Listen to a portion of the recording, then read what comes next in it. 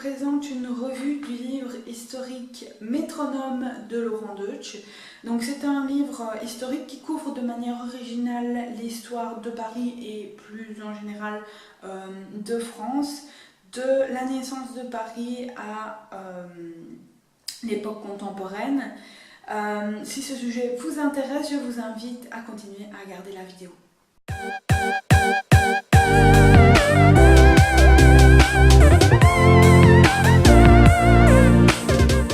Donc le sous-titre du livre est l'histoire de France au rythme du métro parisien. Donc en effet c'est un voyage à la fois dans le temps et dans l'espace. Chaque chapitre est nommé comme une station de métro parisienne. Le récit nous balade en fait chronologiquement, à l'exception de quelques flashbacks et de bons en avant, mais il le signale toujours, de la création de Paris à son histoire contemporaine. Je trouve vraiment que ce livre est un petit bijou pour les personnes qui sont intéressées par l'histoire comme moi. Donc j'ai relevé 3 points positifs dans ce bouquin. Donc j'ai vraiment aimé le fait qu'il situe les lieux évoqués par rapport au Paris actuel.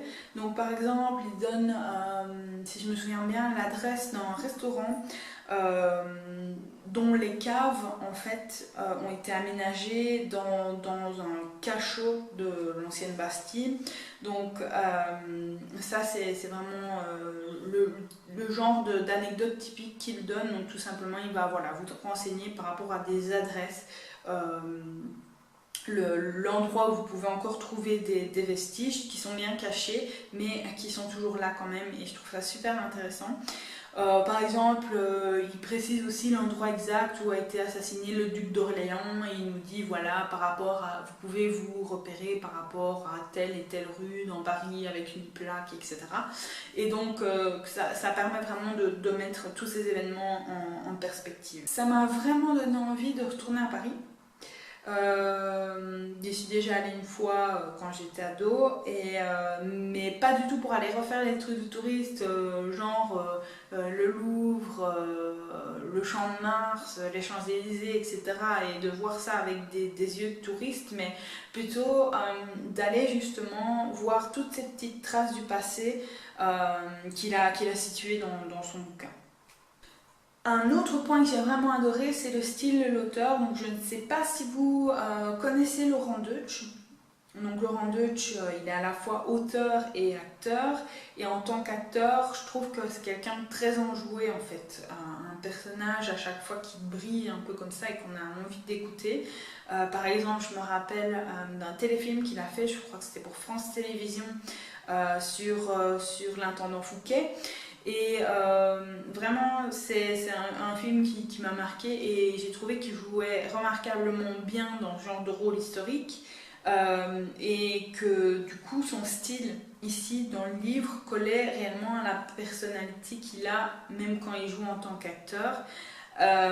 C'est pas pour moi une suite chronologique de faits historiques, une suite chronologique assez ennuyeuse hein, finalement, comme j'ai déjà pu en lire. C'est vraiment je sais pas réellement expliquer comment il fait ça, mais le style donne réellement envie de poursuivre et de savoir ce qui s'est passé ensuite. Une autre chose que j'ai réellement appréciée dans ce livre, c'est le fait qu'il casse de nombreux mythes et légendes historiques. Donc des mythes et légendes historiques que finalement on a tous appris à l'école, mais qui sont finalement inexacts. Donc par exemple, il donne l'origine de la chanson sur le roi Dagobert et la culotte à l'envers, qui ne date pas du tout de l'époque où le roi Dagobert a vécu, mais bien après, au moment de la Révolution. Il parle aussi de trésors perdus, par exemple, le trésor de Saint-Denis, le soi-disant trésor de Nicolas Flamel. Et il donne également beaucoup d'explications par rapport à des notions d'histoire qu'on connaît, ou à des personnages historiques que l'on connaît, mais il donne des petites informations supplémentaires que personne, que peu de monde connaît, je dirais. Un autre exemple qui me vient en tête, c'est quand il casse le mythe du baptême de Clovis. Donc on a tous entendu parler de ce grand événement qui était le couronnement de Clovis, son baptême, l'approbation de l'Église chrétienne, etc.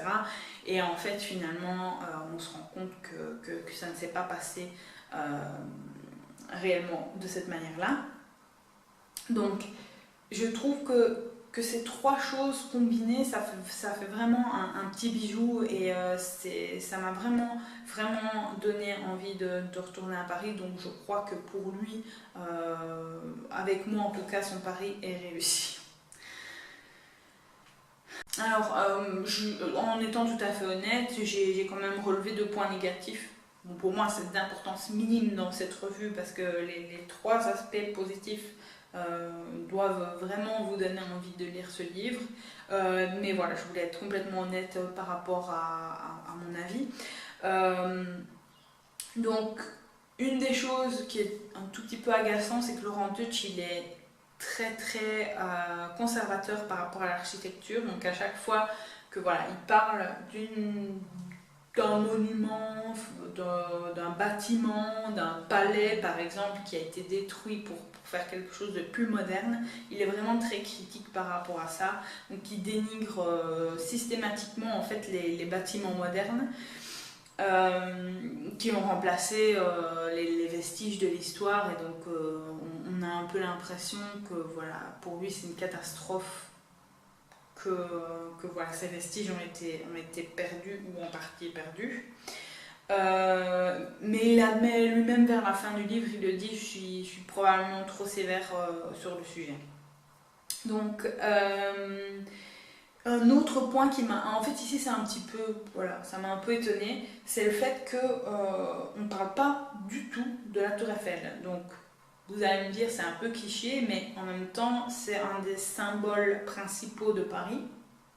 Et il en parle, si je ne me trompe pas du tout dans le bouquin. Elle n'est pas évoquée, donc pour moi ça m'a paru un petit peu surprenant, mais voilà, ça n'a rien enlevé au charme du livre. Donc comme vous l'aurez compris, j'ai un avis très positif sur ce livre qui m'a réellement donné envie de retourner à Paris et de visiter la ville, non pas comme une touriste, mais plutôt avec un esprit un petit peu plus historique. Je vous le recommande vivement. J'ai hâte de lire les 2 autres ouvrages qui ont suivi la publication de celui-ci, c'est-à-dire Hexagone, donc ça c'est voilà, d'autres anecdotes de l'histoire française. Et alors, assez récemment, en septembre 2016, il a sorti un Métronome 2. Et du coup, quand j'ai vu ça dans la bibliothèque Kindle, je les ai mis directement dans ma liste d'envie.